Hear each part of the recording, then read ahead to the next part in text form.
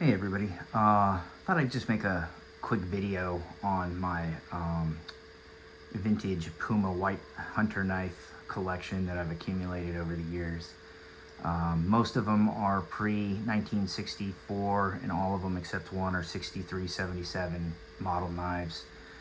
And I'm kind of going to make a short video on some of the features and markings and general characteristics of the knives that help you identify what year they were manufactured, even if they're pre-64 and don't have that production control number, serial number stamped into the guard. So the first one we'll check out, it's my favorite and probably the nicest one.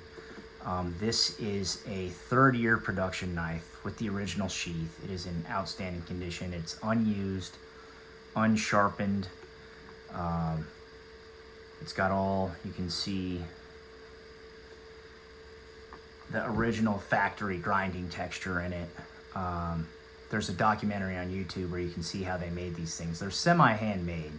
So they all get a general blank with the general geometry profile, but then they go through a series, I think it's like 7 to 10 grind stations where by hand they're individually have the various features and angles and bevels and stuff hand ground by skilled craftsmen.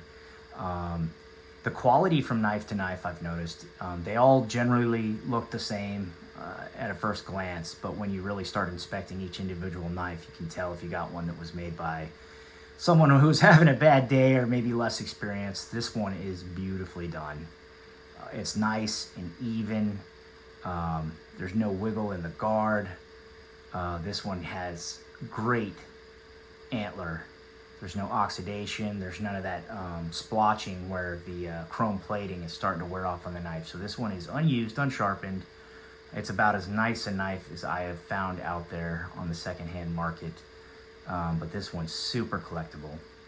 This one would have been manufactured, I believe it was 1957. Well, 1957 to 1958. It is a third-year production. I think the first year was 1956. And you can kind of tell those first 3 years because they changed that etching up there at the end of the blade. Where first year said for the White Hunter, 1956. 1957, it just said White Hunter. And then end of 1957 into 1958, they added Puma White Hunter. And then you can tell down here at the Ricasso, they've got the Puma emblem with that DBGM. Then Puma and Germany underneath that. So this one is just not just beautifully made, but unused. So very rare find to find a knife this early a manufacture date in this nice condition. So I hadn't really planned to sell this one, but for the right price, I might be convinced to sell it, but it ain't gonna go cheap. But that is the crown jewel of my collection right there.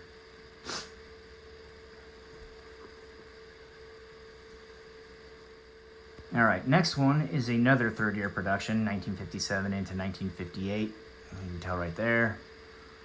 Puma White Hunter, nothing else. No Pumaster steel, no made in Germany. Then down here at the Ricasso, you've got the company emblem, Puma, Germany. You can also tell the earlier knives had these smaller brass pins or rivets, whatever you want to call them, smash rivets, where, you know, later production has the larger pins on them. But this one, you know, got a lot more use than that first one I showed you. And you can tell there's little bits of the darker splotching. And you can tell that's where the chrome plating's starting to degrade. But overall, this knife, for being as old as it was and clearly somebody's user, is in outstanding condition. Whoever maintained the edge on this thing really knew what they were about. The serration's still usable, not as catchy or sharp as it used to be, obviously. And then you've got a little bit of oxidation on the tang and stuff here. On some of the other knives, the ones that are more beat up, what I'll do is I'll get in there with the Dremel. I'll mask off the stag handle, and then with a little really high gloss polishing compound, I'll get rid of all that oxidation and stuff like that. And then using Brasso and stuff, I'll polish up the pins. I kind of got away from doing that. I think for some people that kind of reduces the collectability. Another thing that I do on some of them is like, let me see if I can get that in focus. But in areas like this, usually it's down here at the pommel or the end of the knife, whatever you want to call it, you'll get that porosity and gaps and stuff between the horn and the tang, and that's a place for moisture and stuff like that to get into and cause rust and oxidation and stuff like that. So what I'll do on some of the knives, if people want me to, is I will fill in the whole gap and all those pores and stuff with cyanoacrylate compound. And the nice thing about that stuff is it goes on, it looks all cloudy and nasty, but as soon as you polish it with a high gloss compound, it turns into basically glass and you can't even see it. But then you've effectively sealed the knife against, you know, incursion by moisture and stuff like that. Plus, where you get these pores and stuff in the horn, that's the first place it wants to dry up and chalk out, and you can get cracking, and your antler can degrade pretty quickly and start falling apart. So it helps protect it against that. Some people don't want that done because, you know, collectability standards or whatever it is. But if, like this knife right here is for sale, very nice early model, third year production knife. Definitely could be somebody's user, or, you know, could just be a collector's piece. If somebody wanted to buy it and wanted me to, I'll give it the full treatment and everything like that. But until a customer kind of tells me what they want done with it, I just leave it alone. Right down here, you got some more holes and porosity and stuff like that. It'd be a perfect spot to put that that acrylic, I think it is, compound in there, just to protect it. You can't see it. You really can't. Once I do it, it's basically invisible. It looks like one of those, you know, you stop at a gas station in Arizona and they have the scorpions or whatever it happens to be in that glass ball or dome or whatever. It's like that. It's super clear. Wouldn't even notice it. I suppose that'd be more of a nice option for somebody who wanted to take this thing out into the field and hunt deer with it and stuff, you know. So anyway, if you're interested in buying one of these from me, and I'll point out which ones are for sale at the end here, and you want that protection or polishing and field upgrade, just let me know. I'll do that to you and mail it out to you. The next knife I have here is a super rare, super collectible model. Because this one, you look at it, it's got the jackaranda handle, so the first thing people are going to think is that it is a 6399 model, which is a standard production model that has the jackaranda wood handle on it. Well, you'll notice these are very thin, where the 6399 has thicker jackaranda scales, like the staghorn, you know what I mean? So this one would have been manufactured sometime between, I think, 1958 and 1959 is when they did that, and they were offering that custom option. It still wasn't a catalog item, but it was a custom option that they were doing. It was also after they'd quit etching the markings into the blade and started stamping it. So this one is a very rare 6377 custom jackaranda handle build. These are not common out on the collector's market, so if you're interested, let me know. I will point out this one, somebody tragically seems to have scratched or engraved or dremeled, I don't know, a series of numbers. It looks like 060320249, which, I don't know, maybe that's a European phone number. I have no idea. I know when I was in the Army, the armorers would dremel little serial numbers or tracking numbers and stuff like optics and night vision and stuff like that. But to my knowledge, the Puma White Hunter was never a standard issue military blade, unless I know they were popular in Vietnam for guys who couldn't get the Randall. You could buy a Puma White Hunter at a discount price. And a lot of, I think, helicopter pilots and stuff carried this as like a survival knife with their gear. So the story goes. But this certainly wasn't an issued knife because it is a custom handle option. And I doubt the military went out and bought custom handle Puma White Hunters at any point in time. But anyway, just a cool piece. Let me know if you're interested. I really like this one. All these knives I've got hair popping sharp. This one could use a little cleaning. I don't want to polish it because this one shows zero degradation in the chrome plating. There's none of that murkiness or little dark spots popping up. So this one's got a lot of life left in it. If you want this to be a user. If it's a wall hanger, it'll basically look like this until forever. But anyway, cool knife, very rare in the collector's market. Let me know if you're interested. All right, so this next one is not a pre-64. It has a production control number. It looks like it is 96011.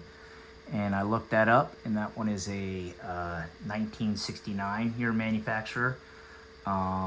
This one's another great, perfectly usable knife. No wiggle in the bolster. It's got some really good looking staghorn grips on it.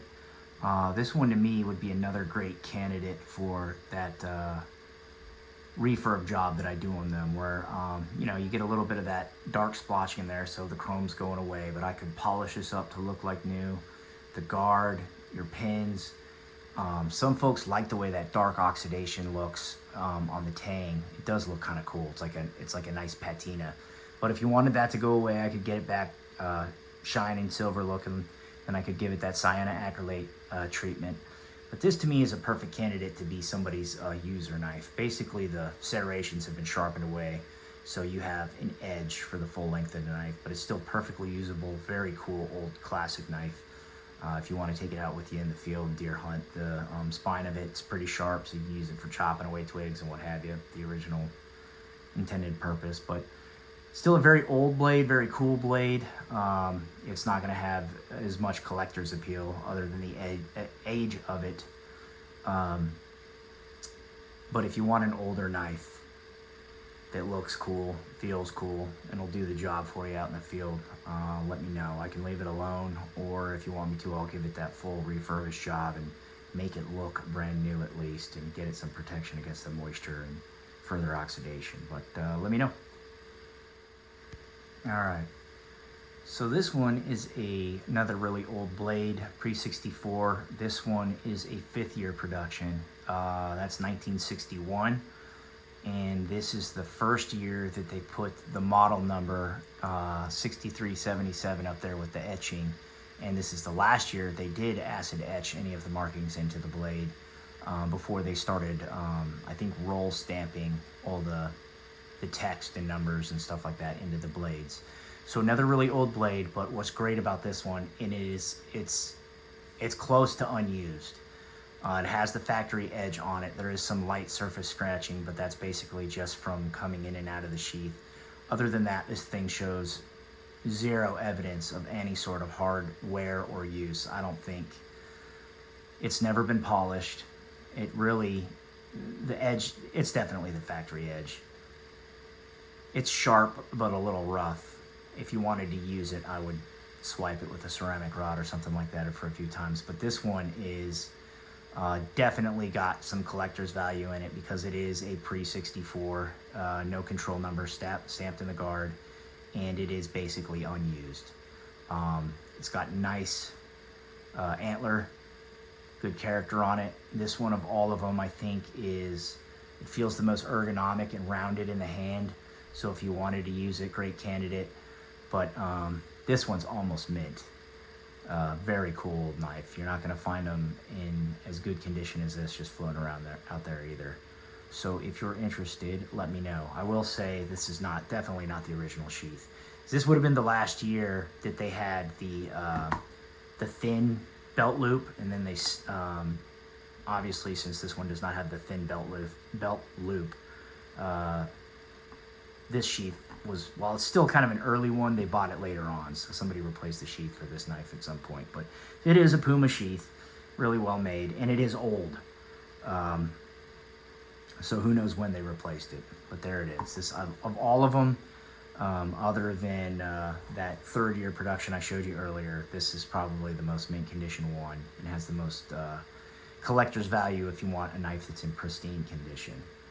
Not the rarest version, but it is early. If you wanted something more rare, I'd look at this custom order jackaranda handle. But very nice knife. Let me know if you're interested. And this one I do not have a sheath for, and it's not a pre-64. This one's got a control number, and it is 74606. And I looked that one up, so this one's a 1966. So while it's still an old knife, collectible knife, it's pretty well used. It's got a great edge on it. You can see the tip there has been kind of rounded off, but still perfectly usable as a field knife, a hunting knife. It's in great condition. It's got some really good looking stag antler on there for the handles. This one's probably another good candidate for my refurbished job. It's got some of the splotching from the chrome plating degradation there, but if you want a user and you just want a boring old high production Walmart or Dick's Sporting Goods knife, this is the way to go. Let me know. I'll polish it up, get it protected in the handle from rust and moisture getting in there. I don't have a sheath for this one, so you'd have to go to Puma and order a new White Hunter sheath, which they're for sale. They're 60 bucks. But yeah, let me know if you're interested in this one. Good field knife. I'd take this one out and chop and hack at branches and skin deer with it all day long. Serration's in really good shape, so if you're interested, just shoot me a message. The last one I'll kind of show and tell. This one is not for sale because it's my personal knife. It's kind of special to me. It's not even really all that collectible anyway. This one's a 1983, which is the year I was born. It has the control number down there. It's the first one I ever bought. I've never bought a White Hunter new. They're still in production. You can buy them from Puma and everything. But when I got this thing, it was in super, super rough shape. It was messed up. The previous owner was a South African military vet. And he carried this during his military service. He was a guy who fought in the Bush Wars out there. Being that this is a 1983, I don't think he would have carried it during that time, but he did carry it during his military service. I can't remember when the South African Bush Wars ended. I think it was like 80, 81. I don't know. But anyway, kind of cool history. It was his service knife. I got a hold of it and I polished the hell out of it. You can see it really did look like he tried to sharpen it with a cinder block or a rock at some point. It's got angles that aren't supposed to be there and deep scratches and everything, but I polished the hell out of it and it got it razor sharp. And this is my personal hunting knife. I take this out with me in the woods. I use it for doing farm chores and stuff like that, but it's rarely that this thing isn't on my belt. So that's my personal knife. Oh, it's not a 6377. It is a 6375, which means it's not that Pumaster steel. They call it what is it called? New stainless super keen cutting steel. And I like it so far because it doesn't rust and it is pretty durable. It holds an edge really well, but it's also really easy to maintain the edge. So you swipe it a couple of times with the ceramic rod after hard use and it is really sharp again. So I love this knife. I'm not parting with this one. That's my user. And then my last Puma knife, not a White Hunter, but I got this thing from my dad. He bought it when he was in his 20s, way back when. This is another super keen stainless steels, new stainless, super keen cutting steel. That's a mouthful. This one's a 965 Deer Hunter, and it's essentially the size and profile of a buck 111. But, you know, this one's handmade. It was my dad's knife, so that's a family heirloom now. It is rock solid. Yeah, and I carry it in this little leather sheath that I got off Etsy. Love it. This usually is with me every day, all day. Love this knife. Anyway, that's all my Pumas. Let me know if there's any of them that you're interested in. Shoot me a message, and we'll see if I can't send it out to you as soon as possible.